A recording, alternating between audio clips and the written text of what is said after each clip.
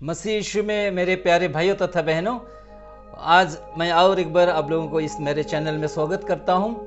आज इस विशेष कार्यक्रम में आप लोगों को मैं 6 बातों को बताने चाह रहा हूं जो कि आपके लिए बुनियादी शिक्षा है और ये फाउंडेशनल डॉक्ट्रिन है जिसके द्वारा आप लोग किसी प्रकार के भ्रांत शिक्षा में या तो किसी प्रकार के द्विधा और द्वंद्व में नहीं रहेंगे।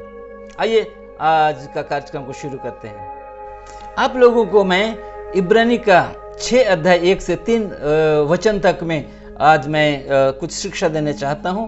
यह है बुनियादी शिक्षा और सबसे पहला बात है मरे हुए कामों से मन फिराना, और दूसरा बात है विश्वास करना, तीसरी बात है बपतिस्मो अर्थात किस प्रकार हम बपतिस्मा लेंगे, चौथी बात है हाथ रखना अर्थात कि पवित्र आत्मा का दान वरदान के लिए अभिषेक करना, और पांचवा बात है मरे हुओं का जी उठना, और छठवां जो बात है वो अंतिम न्याय की।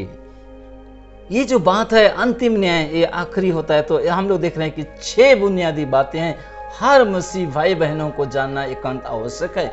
यदि इन बातों को कोई नहीं जानता हो तो वो एक बालक है और उसको अभी भी अन्न के बदले में दूध की आवश्यकता है। इसलिए इस वचन को जब हम लोग देखते हैं इब्रानी का 6 का 1 से 3, तो हम लोगों को वो इब्रानी का ही 5 अध्याय 11 से 14 पद को भी हम लोग को देखना पड़ेगा। उसमें लेखक इस प्रकार कहता है कि अभी तो आपको तुम लोगों को गुरु हो जाना चाहिए, परंतु आप भी तुम लोगों दूध पिए बालक के नहीं हो, और दूध पीते बालकों को तो धर्म का ज्ञान नहीं होता है, परंतु शयनों के लिए अन्न की आवश्यकता होता है। और वो क्या है?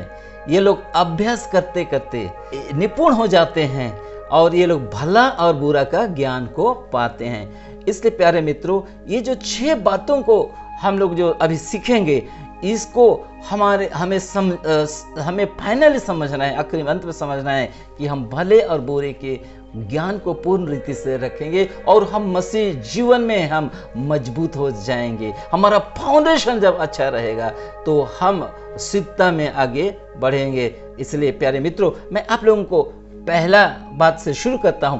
पहली बात है मरे हुए कामों से मन फिराना अर्थात मन फिराना। यीशु मसीह ने जब पहला प्रचार शुरू किया, आप लोग मार्कुस सत्य सुसमाचार उसका 1 अध्याय 14-15 में पाएंगे, मन फिराओ क्योंकि स्वर्ग का राज निकट है। मन फिराओ और अपने पापों के लिए क्षमा मांगो क्योंकि स्वर्ग का राज निकट है। उसी प्रकार यीशु मसीह ने लूका रचित सुसमाचार उसका 24 अध्याय 45 से लेके 49 तक में इस बात को पुष्टि करता है कि जिस प्रकार से बाइबल में भविष्यवक्ताओं की बात, मूसा की बात और अन्य दूसरे भविष्यवक्ताओं की बातों में, गीतों के पुस्तकों में जो बातें लिखी हुई है, सब बातें पूरी हुई है। उसका एक ही मूल बात है कि मन फिराओ क्योंकि स्वर्ग का राज्य निकट है। इसलिए यीशु मसीह ने स्वर्ग रोहन से पहले शिष्यों को बताया। आप लोग लूका रचित सुसमाचार 24 का 49 को 49 को पढ़ेंगे तो आप लोगों को ये बात तो मिलेगा कि यीशु ने कहा जब तक तुम ऊपर से सामर्थ ना पाओ तब तक तुम प्रतीक्षा करना। और यरूशलेम में इसलिए लोग प्रतीक्षा कर रहे थे और उन्होंने उसे कहा कि जब तुम पवित्र आत्मा पाओगे तो तुम सामर्थ पाओगे और तुम मेरे लिए गवाह होगे। कहां से?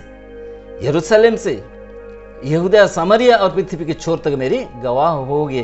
प्यारे मित्रों, प्रेरितों का काम 1:8 वचन में हम लोग को मिलता है। तो इसलिए प्यारे मित्रों, अभी हम देखते हैं यीशु मसीह ने मन फिराव के लिए और पाप के क्षमा के लिए वो संपूर्ण जो बाइबल में सुसमाचार दिया है।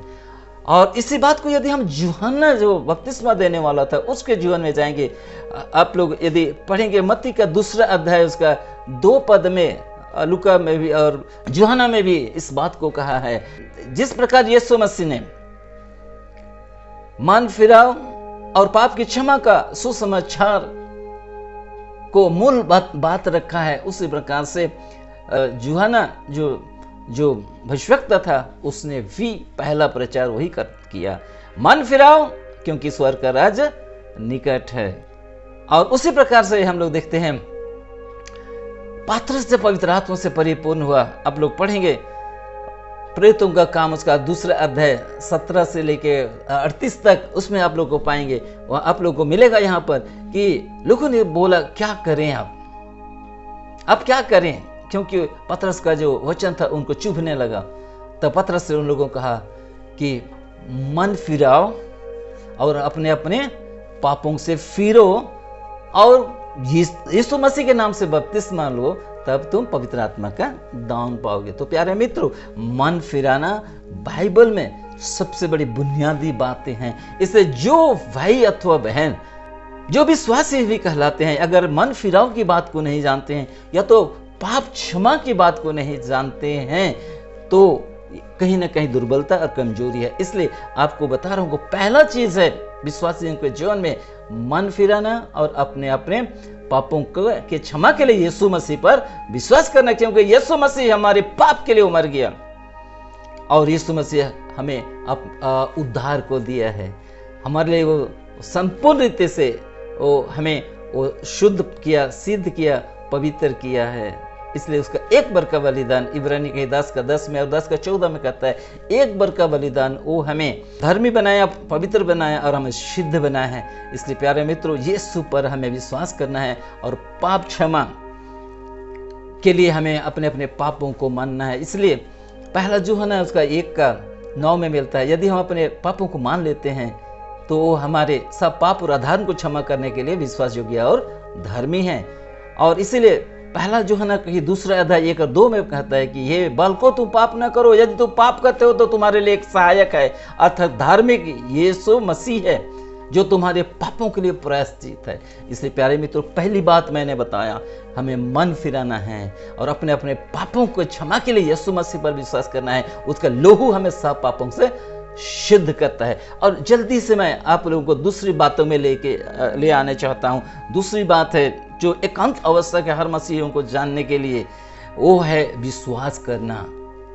विश्वास करना एकांत आवश्यक है। जो व्यक्ति विश्वास नहीं करता है वो नया जन्म नहीं पाता है, वो बपतिस्मा नहीं लेता है और यीशु मसीह को प्रभु बोल के भी नहीं कहता है। तो विश्वास कैसे आता है? रोमी उसका 10 अध्याय 17 में लिखा है, विश्वास सुनने से और सुनना मसीह के वचन से होता है। इसलिए जब हम वचन को सुनते हैं तो हम उस विश्वास को पाते हैं जो पवित्र आत्मा के द्वारा हमारे हृदय में वो डाला जाता है। इसलिए यहूदा का पत्री उसका 1 का 3-4 में पढ़ेंगे, जो हम विश्वास करते हैं, वचन को सुनते हैं, उनके लिए पवित्र आत्मा एक ही बार हमारे अंदर विश्वास को देता है। इसलिए यदि आप पढ़ेंगे पहला कुरिन्थी 12 का 1 से लेकर 17 तक, उसमें पवित्र आत्मा का 9 फल है। उसमें एक दान है, वो है विश्वास है। पवित्र आत्मा का दान के विषय में पहला कुरिन्थी का 12 अध्याय उसका 1 से लेकर 17 तक पढ़ेंगे तो विश्वास एक दान है। उसी प्रकार गलाती का 5 अध्याय 23 और 24 को यदि हम पढ़ेंगे, प्रेम, आनंद, मेल, धीरज, कृपा, भलाई, विश्वास, नम्रता और संयम, ये पवित्र आत्मा का फल है और इसमें भी हम विश्वास को देखते हैं फल है। तो इसलिए विश्वास मिला है दान के स्वरूप में और विश्वास फल के रूप में हमें फलना है। Praise the Lord. तो इसलिए प्यारे मित्रों, हम जब वचन सुनते हैं, फेथ इन होता है, विश्वास हमारे हृदय में आता है, और जब हम विश्वास से बोलते हैं तो विश्वास हमारे हृदय से बाहर निकलता है और वो विश्वास के अनुसार काम होता है और कार्यशील होता है, एक्टिवेट हो जाता है। इसलिए विश्वास को बोलना पड़ता है। दूसरा कुरिन्थी में लिखा हुआ है, मैंने विश्वास किया और बोला। जब तक हम बोलते हैं विश्वास से तो हम उद्धार पाते हैं। इसलिए जब हम यीशु को प्रभु जान के हृदय में विश्वास करते हैं, मुंह से अंगीकार करते हैं, तो हम उद्धार पाते हैं। रोमी उसका 10 अध्याय 9 और 10 पद को आप लोग उसको ध्यान करेंगे। तो विश्वास हमारे के लिए हमें संघर्ष करना नहीं है, विश्वास आता है। Faith comes by hearing and hearing by the word of God. जैसे मैंने बताया, विश्वास दान के रूप से और विश्वास फल के रूप से पवित्र आत्मा के द्वारा हमारे अंदर वो डाला गया है। और इस सभी जो दान और फल को हम लोग देखेंगे, उसमें है प्रेम जुड़ा हुआ है, क्योंकि परमेश्वर प्रेम है। इससे प्यारे मित्रों, विश्वास हमें क्या फायदा देता है? विश्वास हमें विजय देता है। पहला तो मैं बताऊंगा, अब पहला कोरिन्थियों उसका 5वां अध्याय 4 और 5 वचन को पढ़ेंगे तो जो विश्वास जो हमें मिला है वो हमको विजय देता है। विश्वास हमें धर्मी बनाता है। परमेश्वर का धार्मिकता को हम विश्वास के द्वारा हम पाते हैं। प्यारे मित्रों, इसलिए परमेश्वर के वचन में ही हम इस बातों को पाने पाएंगे। यदि आप पढ़ेंगे रोमी उसका 5 अध्याय 1 से 5 में, तो आप वहां पर देखेंगे विश्वास, आशा और प्रेम। और विश्वास के द्वारा हम हमारे जीवन में आशा उत्पन्न होता है, और आशा के द्वारा हम लज्जित नहीं होते हैं, और हमें जो पवित्र आत्मा के द्वारा प्रेम को ढूंढने लगे है उसके द्वारा हम परिश्रम करते हैं, प्रेम का परिश्रम करते हैं, आशा का धीरज धरते हैं, और हम विश्वास का कार्य को हम करते हैं, और हम विजय जीवन बिताते हैं। और इसलिए विश्वास का डिफिनेशन, परिभाषा आप लोगों को बताना चाहता हूँ। इब्रानी का 11 अध्याय है, विश्वास का अध्याय है। यदि वहां का एक पद को पढ़ेंगे, विश्वास आशा की हुई वस्तु का निश्चय और अनदेखी वस्तु का प्रमाण है। और उसमें बहुत सारे विश्वासियों का झुंड वहां पर हम लोग को पाते हैं। और उसमें से 6 वचन को मैं आप लोगों के पास रखने चाहता हूं। विश्वास बिना परमेश्वर को प्रसन्न करना अनहोना है। We cannot please God without faith।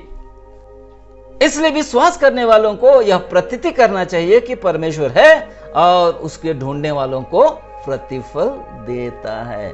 इसलिए वहां पर पूरे 11 अध्याय को हम लोग पढ़ेंगे तो विश्वास से उनका योद्धा को उन्होंने विश्वास किया और अपना प्राण को भी वो लोग त्याग दिया, क्योंकि वो लोग एक उत्तम राज्य की यथा स्वर्ग राज्य की बाट देखते थे, जो होते थे और आशा रखते थे। प्यारे मित्रों, इसलिए रोमी का ही 12 का 2 पद में हम लोग को मिलता है, हमारा प्रभु यीशु मसीह हमारा विश्वास का करता है और वो रक्षा करने वाला भी हो। इसलिए विश्वास को कौन रखता है? हमारा प्रभु यीशु मसीह हमारे रखता है। इसलिए विश्वास दान है और विश्वास फल भी है। जैसे एक इंसान का 2 पांव होता है, एक पांव से ठीक से हम नहीं चल सकते, लंगड़ाते हैं, तो उसी प्रकार से वरदान हमको विश्वास का मिला है और फल हमें विश्वास का मिला है। उसी प्रकार से मैं हमेशा एक पक्षी का उदाहरण देता हूं। एक पक्षी का 2 डैने होते हैं, यदि एक डैना कट जाता है तो उड़ नहीं सकता है। उसी प्रकार हमारे जीवन में भी यदि हम फल में तो हम लोग बढ़ रहे हैं, लेकिन हमारा वरदान में हम लोग, काम में हम लोग ठीक नहीं हैं। इसलिए फल और वरदान ये दोनों में हम लोगों को बैलेंस करना है, सुनियंत्रित होना हमें एकांत आवश्यक है ताकि हम विजय जीवन बिता सके। इसलिए प्यारे मित्रों, विश्वास करने वालों के लिए सब कुछ संभव है। हम विश्वासी हैं और विश्वास के द्वारा हम बपतिस्मा लिए हैं और मसीह के साथ गड़े गए हैं और मसीह के साथ हम धार्मिकता के लिए जी उठे हैं। इसलिए हम जीवन किसी नई चाल चले।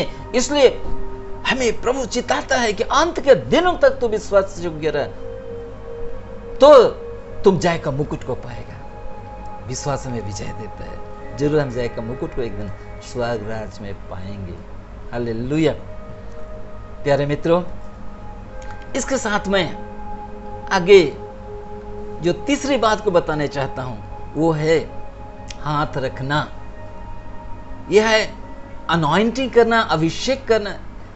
बाइबल में जब हम मन फिराते हैं, पापों को क्षमा पाते हैं और हम बपतिस्मा में मसीह के साथ गड़े जाते हैं और जी उठते हैं, और उसके बाद हमारे जीवन में और चौथी जो बातें हैं और तीसरी बातें हैं वो क्या है? हाथ रखना। यह अनॉइंटिंग, अभिषेक है और अभिषेक के कारण शैतान का जुआ तोड़ा जाता है।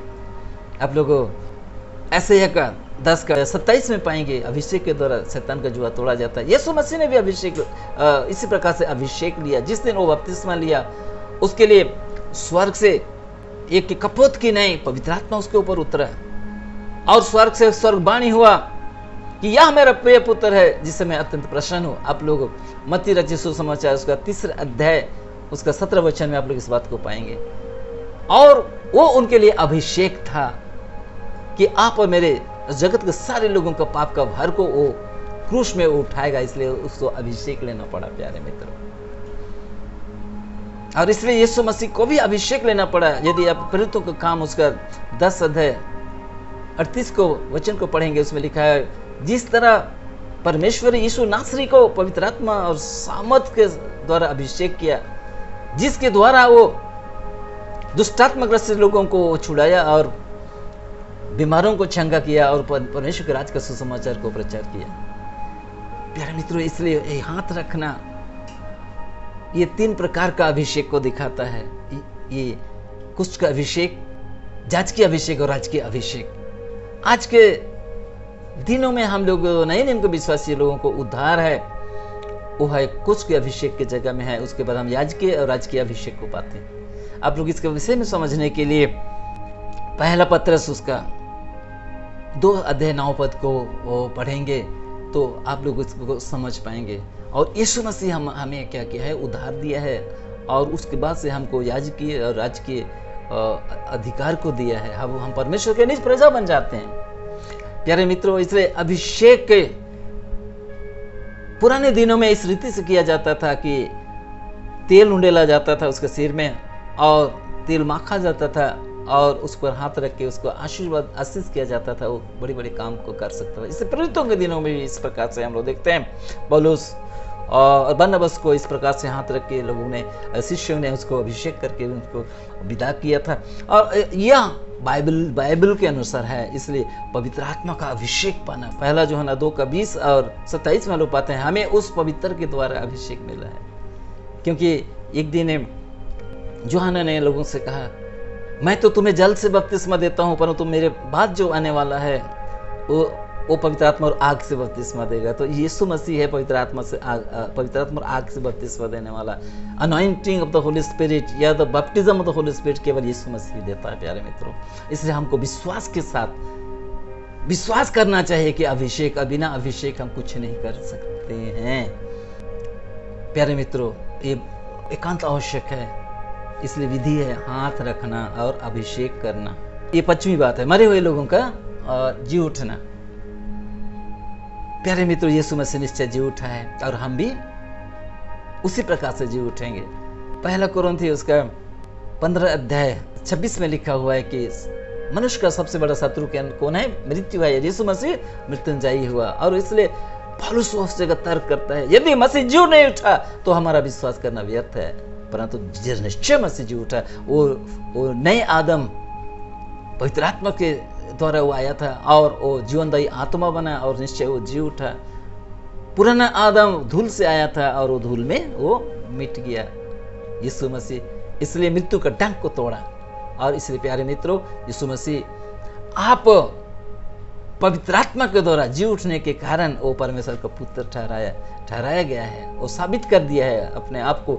आप लोग रोमी का 1 अध्याय उसका 4 वचन में पाएंगे इस बात को। पुनरुत्थान के द्वारा वो अपने आप को वो क्या किया, परमेश्वर का पुत्र होने का वो साबित कर दिया। इसलिए जिस प्रकार यीशु मसीह जी उठा, पहला थिस्सलुनीके 4:16 से लेकर 18 तक हम पाते हैं, जो प्रभु में सोए हैं वो पहले जी उठेंगे जब यीशु मसीह आएगा दूतों के साथ, तुरही के शब्द के साथ। जो प्रभु में सोए हैं पहले जी उठेंगे और पल भर में जाके यीशु के साथ मिलेंगे। और जो जीवित हैं वो पल भर में बदल जाएंगे और मसीह यीशु के साथ और स्वर्ग में उठा लिए जाएंगे। पहला कुरिन्थी उसका 15 अध्याय में भी हम लोग देखते हैं, उसका 50 से लेके आगे पढ़ेंगे तो उसमें पद में हम लोग को मिलता है कि मृत्यु का डंक को यीशु मसीह तोड़ा और ये मरणहर शरीर अमरता को पहन लेगा और ये नाशमान शरीर अविनाशी हो जाएगा और मध्य आकाश में जाके यीशु से मिलेगा। और इसलिए प्रकाशित वाक्य उसका 21 अध्याय को आप लोग पढ़ेंगे जरूर। हमको एक दिन इस संसार में नहीं रहना है, लेकिन एक दिन हम लोगों को वो नए यरूशलेम में रहना है, जहाँ पर आनंद ही आनंद है। वहाँ पर कोई दुख नहीं, क्लेश नहीं, कोई पाप नहीं, श्राप नहीं। वहाँ पर आनंद ही आनंद है। वहाँ कंप्लीट पवित्रता है, वहाँ कंप्लीट स्वतंत्रता है प्यारे मित्रों। और यीशु के साथ हम उस आमने सामने रहेंगे। पहला यूहन्ना उसका 3 का 1 से लेके 8 तक हम लोग पढ़ेंगे तो उसमें पता लगेगा कि हम परमेश्वर के संतान है। और क्या होंगे हमें कुछ ये तो पता नहीं है, परंतु हम ये जानते हैं कि जब वो प्रकट होगा तो हम उसको आमने सामने देखेंगे और उसके साथ हम लोग रहेंगे। वो हमारा दूल्हा होगा, हम उसके दुल्हन होंगे और स्वर्ग में हम लोग आनंद मनाएंगे। प्यारे मित्रों, ये हमारे लिए बहुत बड़ी आशा है। हर एक विश्वासियों के लिए आशा है कि मृत्युओं में से जी उठना। इसलिए हम बपतिस्मा के द्वारा हम पाप के लिए गड़े जाते हैं और धार्मिकता के लिए हम जी उठते हैं यीशु का पुनरुत्थान के समानता में। हालेलुया। इसलिए रोमी उसका 8:11 में लिखा है जिस आत्मा ने मसीह यीशु को मरे हुए में जिलाया, वही आत्मा यदि तुम्हारे मरण हर शरीर में है, तो वही आत्मा जिसने यीशु को मरे हुए में से जिलाया, वही आत्मा तुम्हारे मरण हर देह को भी वो जीवित करेगा और हम मध्य आकाश में जाके यीशु के साथ मिलेंगे और हम नए यरूशलेम में एक दिन रहेंगे। और आखिरी और अंत जो बात है, अंतिम न्याय है। छठा बात है, ये अंतिम न्याय है। प्यारे मित्रों, इसके विषय में मैं एक बात बताने चाहता हूं। जितने भी लोग चाहे यीशु को मसीह को जानते हैं नहीं जानते हैं, विश्वास करते हैं नहीं करते हैं, जितने भी लोग इस संसार में जन्म लिए हैं, सभी को एक दिन उस न्याय सिंहासन के निकट जाना पड़ेगा। इसको महाविचार भी कहा जाता है। और उस दिन यीशु मसीह सिंहासन में रहेगा और 3 गवाह होंगे। पहला गवाह है परमेश्वर के पुत्र को पांव में रोंदे हो, अर्थात वचन। दूसरा है मसीह का लोहू को उसका मोल नहीं जानते हो। तीसरा है पवित्र आत्मा जो अनुग्रह का आत्मा है, उसका मदद नहीं लिए हो। 3 गवाह होंगे। और आप लोगों को मैं बता देता हूं, इसी इब्रानी का 10 अध्याय 26 से लेके 31 तक में आप लोग ये वचन को पाएंगे किस प्रकार न्याय किया जाएगा। प्यारे मित्रों, इसलिए आज हम लोगों को उस न्याय सिंहासन के निकट जाना है और परमेश्वर अपने पुत्र यीशु के द्वारा वो न्याय करेगा और वो न्यायी परमेश्वर है। हालेलुया। उस दिन भेड़ और बकरी को अलग किया जाएगा, पापी को और धर्मी को अलग किया जाएगा। जो प्रभु यीशु पर विश्वास किए अनंत जीवन उनके लिए है और ये लोग स्वर्ग को जाएंगे। प्यारे मित्रों, इसलिए आज हमारे लिए चेतावनी की बातें दी गई है और जब हम यीशु मसीह को जान गए हैं, ये 6 बातों को हम जब ध्यान देंगे तो हम परिपक्व हो जाएंगे। पहला बात, मरे हुए कामों से मन फिराना। दूसरा, विश्वास करना। तीसरा, बपतिस्मा लेना। चौथा, हाथ रखना। पांचवा, मरे हुओं का जी उठना, रिजरेक्शन। और आखिरी है अंतिम न्याय, महाविचार। उस दिन के लिए हमको तैयार होना है। प्यारे मित्रों, इसलिए आप परमेश्वर हमें अनुग्रह के समय में रखा है। हम विश्वास के द्वारा अनुग्रह से उद्धार पाए हैं। इफिसियंस का 2 अध्याय 8-9 वचन में देख रहे हैं, हम विश्वास पाते हैं, विश्वास के द्वारा अनुग्रह से हम उद्धार पाए हैं और हम उद्धार का थाती करना। इतना बड़ा उद्धार हम लोग पाए हैं। इसलिए इब्रानी का 4 अध्याय में लिखा है, इतना बड़ा उद्धार को हम पाए हैं, तो हम क्यों इसके लिए हम लोग आनंदित ना हो और क्यों इसके लिए हम अपने आप को तैयार ना करें। इसलिए हमारा जीवन में चाल चलन मसीह के योग्य चाल चलन होना चाहिए। रोमी 12 का ये 1 से 3 तक में हमें मिलता है कि हम अपने आप को जीवित पवित्र भावता हुआ बलिदान करके परमेश्वर को समर्पित करें। ये आत्मिक सेवा है और हमारे मन के नए हो जाने से हमारा चाल चलन बदलता जाए और हम परमेश्वर की भली भांति सिद्ध इच्छा अनुभाव से मालूम करते जाएं। इफिसी का 4 अध्याय का 1 पद में लिखा है कि हमें इतना बड़ा उद्धार मिला है, हमको सावधान रहना चाहिए। हालेलुया। उसी प्रकार से अब कुलसी का 1 अध्याय 10 पद में हम लोग पाते हैं, हमारा जीवन और हमारा चाल चलन मसीह के योग्य होना और मसीह के योग्य हम जीवन बीता। जैसा मसीह का स्वभाव था वैसे हमारा स्वभाव भी हो। फिलिपी उसका 2 का 5 पद में लिखा हुआ है और 13 पद में लिखा हुआ है कि हम जब इतना बड़ा उद्धार को पाए हैं, हम सबों को क्या करना चाहिए, उसको थाती करना चाहिए और हमें हर कार्यों में हमें देखना है। यदि हमारे जने पाप होता है तो पाप के लिए प्रायश्चित यीशु मसीह अभी भी हमारे लिए है। पहला यूहन्ना उसका 2 का 1-2 में लिखा हुआ है कि हे बालकों, तुम पाप न करो। यदि तुम पाप करते हो तो तुम्हारे लिए एक सहायक है, पिता के पास एक स्वर्ग में सहायक है जो धार्मिक यीशु मसीह है। वो तुम्हारे पापों के लिए प्रायश्चित है, वरन सारे संसार के पापों के लिए भी। प्यारे मित्रों, इसलिए हम अपने पापों को मान लेते हैं तो हमारे वो सब पाप और अधर्म को क्षमा करने के लिए विश्वास योग्य आधार में। इसलिए आइए हम लोग ये 6 बातों को याद करें और परमेश्वर के निकट अपने आप को समर्पित करके उसके योग्य हम चाल चलें। प्रभु हमें अपने पवित्र आत्मा के द्वारा, वचन के द्वारा हमेशा हमें मदद करते रहेंगे। आमीन। आज का वीडियो है इसको आप लोग ज़रूर शेयर करिए, लाइक करिए, सब्सक्राइब करिए। और नए नए व्यूअर्स लोग जो जुटे हैं उनसे निवेदन करता हूँ वो जो बेल आइकॉन है उसको दबाइए, ताकि आपके पास अगले जो वीडियो जाएंगे उसका नोटिफिकेशन पहुँचाइए। बहुत बहुत धन्यवाद।